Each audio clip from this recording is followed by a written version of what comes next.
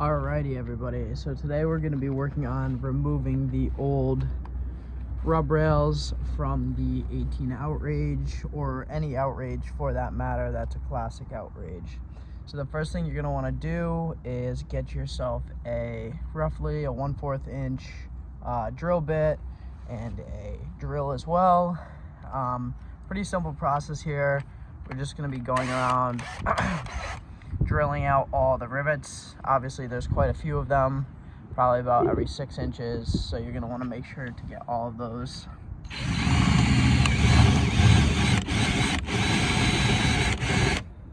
Alrighty, so as you can see, I drilled that one out.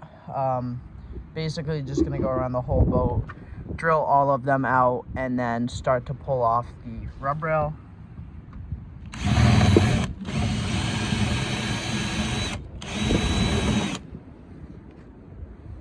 Now, as you can see, it moves a little bit because it's not riveted on anymore. That's a good sign.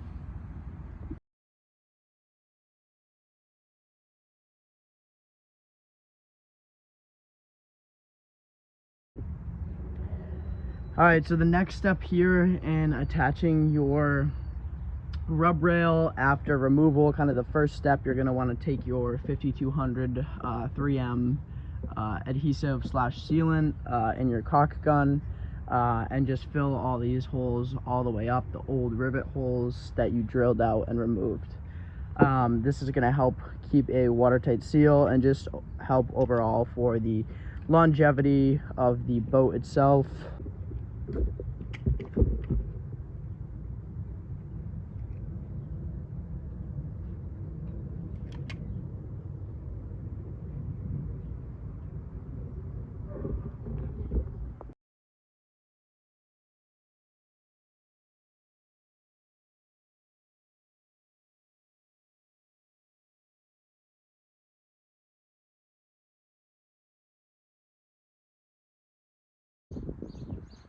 Alright guys, so we are going to be attaching the rub rail now.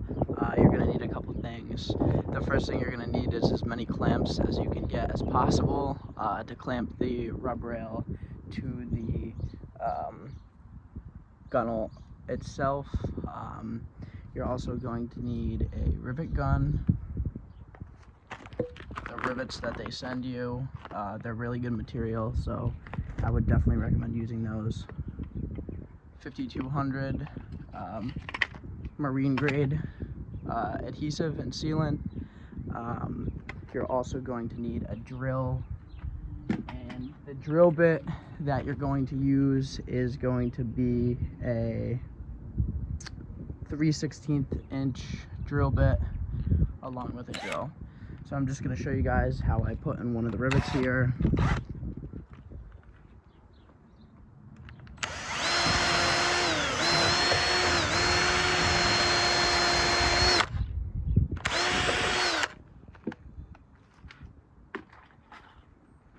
Drill it out, put a little sealant in it, take your rivet, stick it in there, use your rivet gun,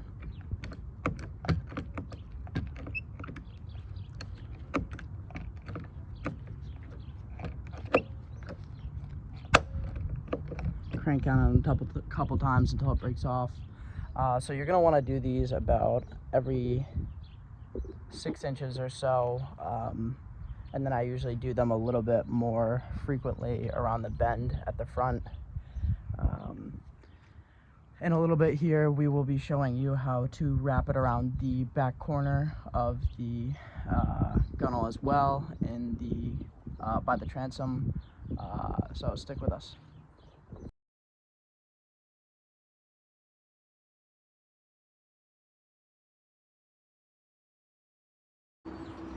All right, so we are on the back corner of the gunnel. We're going to be cutting this off at an angle.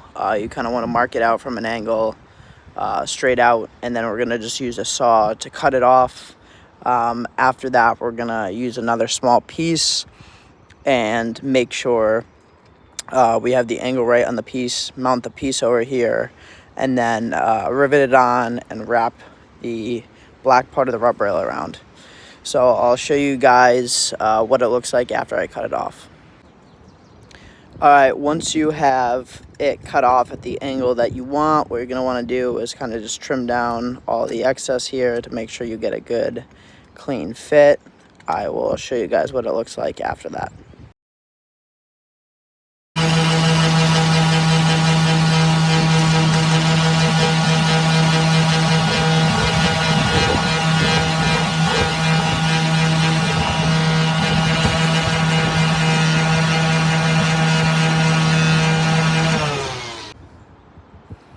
Alright, so once you have your piece cut down and shaped to size, what we're going to do is we're going to clamp it up here, drill the holes needed, and then we are going to put the 3M 5200 in there, put the rivets in, and then we'll put the back cap on as well.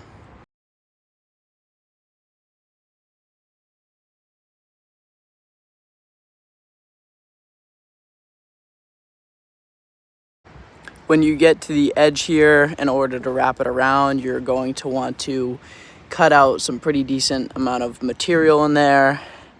I'll do it right now and show you guys a picture of what that looks like. Alright, here's what the inside should look like. A little bit of a V on either side. This will help it kind of fold in over itself. It's really important to take that out or else it won't properly fold. I'll show you guys what it looks like in just a second. Okay guys, as you can see, I got the back corner pretty close here. It could be a little bit better. Everything's tucked in. Now the last thing I need to do is trim off this little last piece and then put the cap on there as well.